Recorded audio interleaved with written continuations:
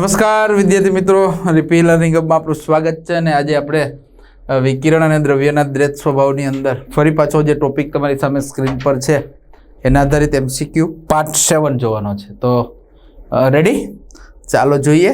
એની અંદર પહેલો MCQ છે 0.01 નેનોમીટર એંગસ્ટ્રોમ તરંગ લંબાઈ ધરાવતા ફોટોનનું વેગમાન h ના સ્વરૂપમાં મેળવો. ઓકે, જો તરંગ લંબાઈ એકચ્યુઅલી આપેલી છે કે લેમ્બડા બરાબર 0.01 એંગસ્ટ્રોમ એટલે 10⁻2 એંગસ્ટ્રોમ થાય, તો આને 10⁻12 મીટર થઈ જાય. રેડી, તો સિમ્પલ વાત છે. વેગમાન p બરાબર સૂત્ર શું છે? h/λ. h બાય લેમ્બડા એટલે 12 ઉપર લઈ લો, 10⁻+12 ને 10⁻12 h. આ h ના સ્વરૂપમાં આવી ગયું.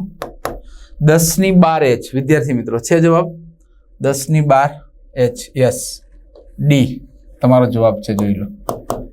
It's clear.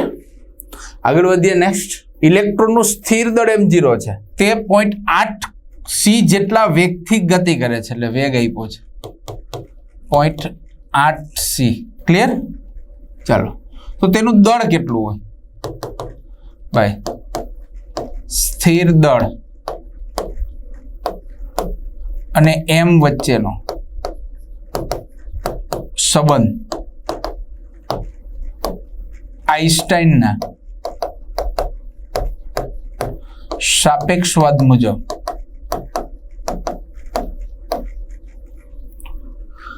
m બરાબર m0 √1 - v²/c².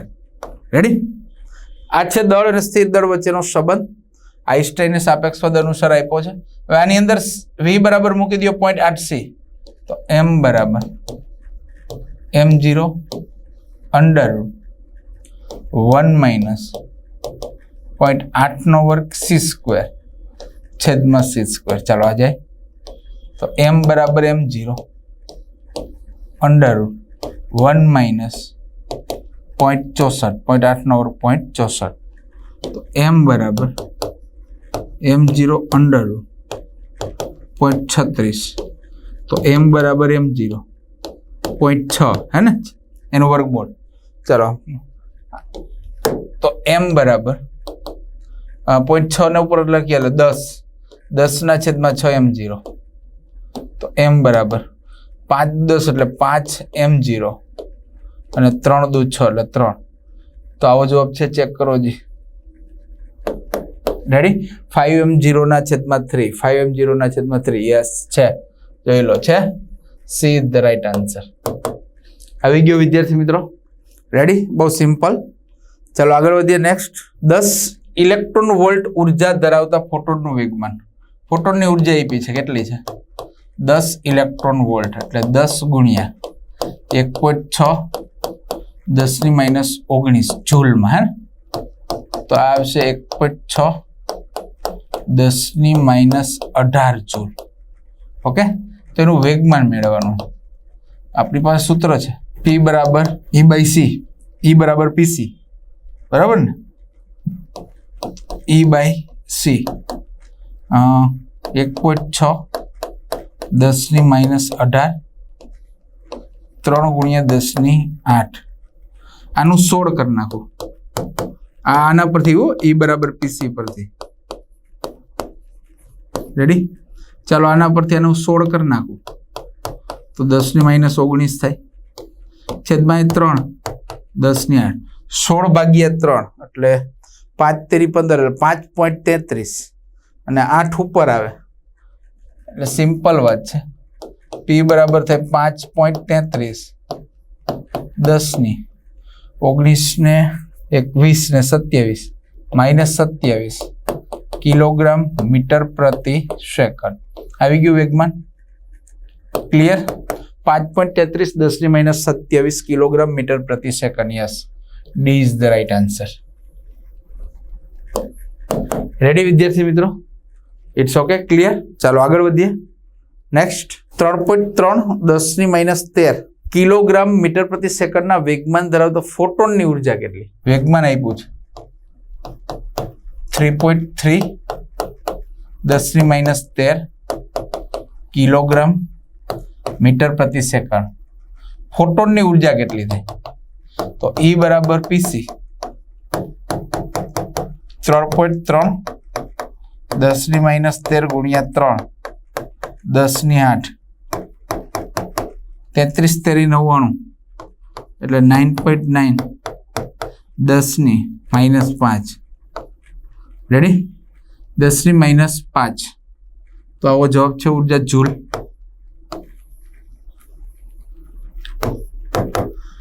9.9 10⁻5. Yes, option B તમારો સાચો જવાબ છે. રેડી વિદ્યાર્થી મિત્રો?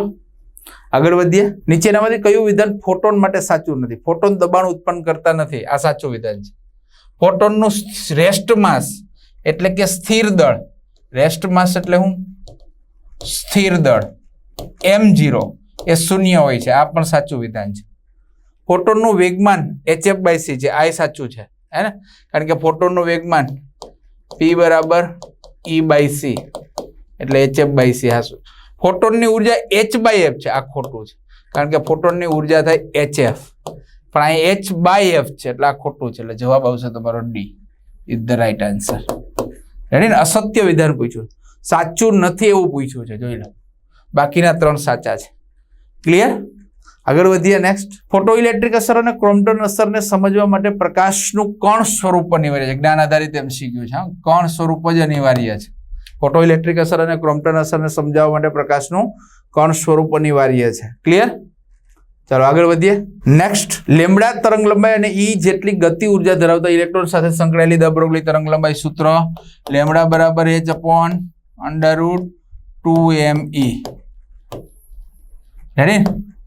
સીધું સૂત્ર h/√2me. તો answer is the right answer. ચલો આગળ વધીએ. નેક્સ્ટ, 927°C તાપમાને ન્યુટ્રોનની દ બ્રોગલી તરંગ લંબાઈ લેમ્બડા છે, તો 27°C તાપમાને ન્યુટ્રોનની દ બ્રોગલી તરંગ લંબાઈ કેટલી? T1 927,000 kelvin. ત્યારે લેમ્બડા 1 બરાબર લેમ્બડા, T2 બરાબર 27,300 કેલ્વિન. તો લેમ્બડા 2 કેટલું? ભાઈ સૂત્ર છે ન્યૂટન માટે, લેમ્બડા બરાબર h/√3m kT. ચાલો આના પરથી સિમ્પલ વાત છે, લેમ્બડા પ્રોપોર્શનલ ટુ 1/√T. આના પરથી તમે લઈ લો લેમ્બડા 2 ના છેદમાં લેમ્બડા 1, T1/T2. T1 એટલે 1200/300 √4. રેડી? તો લેમ્બડા 2 ના છેદમાં લેમ્બડા 1 લેમ્બડા, √4 નું વર્ગમૂળ 2, તો લેમ્બડા 2 બરાબર 2 લેમ્બડા, હે ને? તો આન્સર આવશે 2 lambda. D is the right answer. વિદ્યાર્થી મિત્રો, ક્લિયર? આગળ વધીએ. નેક્સ્ટ, વિકિરણનો દ્વૈત સ્વભાવ ખાલી જગ્યા દર્શાવે છે. વિવર્તન અને પરાવર્તન ના, વક્રીભવન અને વિવર્તન ના, ફોટો ઇલેક્ટ્રિક અસર યસ. વિકિરણનો દ્વૈત સ્વભાવ એ ફોટો ઇલેક્ટ્રિક અસર દર્શાવે છે. રેડી? ક્લિયર? ચાલો આગળ વધીએ. એક પ્રોટોન અને એક આલ્ફા કણને એક સમાન પીડી થી પ્રવેગિત કરવામાં આવે છે, તો તેમની દ બ્રોગલી તરંગ લંબાઈનો ગુણોત્તર એટલે કે લેમ્બડા p છેદમાં લેમ્બડા આલ્ફા. ચાલો, લેમ્બડા બરાબર h/√2m qv. જો v સમાન છે, pd સમાન છે, એટલે v સમાન 2 સમાન, h સમાન, તો લેમ્બડા પ્રોપોર્શનલ ટુ √mq. ચાલો આના પરથી લેમ્બડા p ના છેદમાં lambda alpha √m alpha q alpha mp qp. m alpha એટલે 4mp into 2qp mp qp. mp છે, qp છે, √8/1. તો લેમ્બડા p ના છેદમાં લેમ્બડા આલ્ફા 8/1 એટલે 2√2/1. ક્લિયર? 2√2/1. તો answer D is the right answer. Okay વિદ્યાર્થી મિત્રો, આગળ વધીએ. નેક્સ્ટ, ઇલેક્ટ્રોનનો વેગ કેટલો હોવો જોઈએ? ઇલેક્ટ્રોનનો વેગ કેટલો હોવો જોઈએ એટલે v મેળવવાનું. તરંગ લંબાઈ આપી છે 5200 એંગસ્ટ્રોમ, 52 10⁻8 મીટર. તરંગ લંબાઈ ધરાવતા ફોટોનના વેગમાન જેટલું થાય, બરાબર. એટલે ઇલેક્ટ્રોનનું દળ 9.1 10⁻31 kg. તો લેમ્બડા બરાબર h/mv. આના પરથી v બરાબર h/m લેમ્બડા 6.62 10⁻34 ડિવાઈડ બાય 9.1 10⁻31 ગુણ્યા 52 10⁻8. તો v ઇઝ ઇક્વલ ટુ આનું કેલ્ક્યુલેશન કરવું પડશે ને. 6.62 ગુણ્યા 9 9.1 એટલે 52 ગુણ્યા 9 કરો 473.2 આવશે. એટલે 6.62 10⁻34 472.3 10⁻8 ને 39. રેડી. હું આને જે કેલ્ક્યુલેટ કરું આમ તો v બરાબર 662 10⁻36 છેદમાં 439 એટલે 662 ને 400 એટલે 1 પોઈન્ટ સમથિંગ આવે. રેડી. 1 પોઈન્ટ સમથિંગ 39 ઉપર જાય એટલે 36 ને 1.4. રેડી. આનો આન્સર આવશે 1.4 ઇન્ટુ 10 પ્લસ 39 3 10⁻³ મીટર પ્રતિ સેકન્ડ. ઓકે. 1 પોઈન્ટ સમથિંગ આવે તો આવી ગયું 10⁻³ મીટર પ્રતિ સેકન્ડ. તો answer she is the right answer. વિદ્યાર્થી મિત્રો, ઇટ્સ ક્લિયર. ચાલો આગળ વધીએ. નેક્સ્ટ, પ્રકાશની વ્યતિકરણ, વિવર્તન અને ધ્રુવીભવન જેવી ઘટના સમજાવો. વ્યતિકરણ, વિવર્તન અને ધ્રુવીભવન પ્રકાશના તરંગ સ્વરૂપથી જ સમજાવી શકાય, કણ સ્વરૂપથી સમજાવી શકાય નહીં.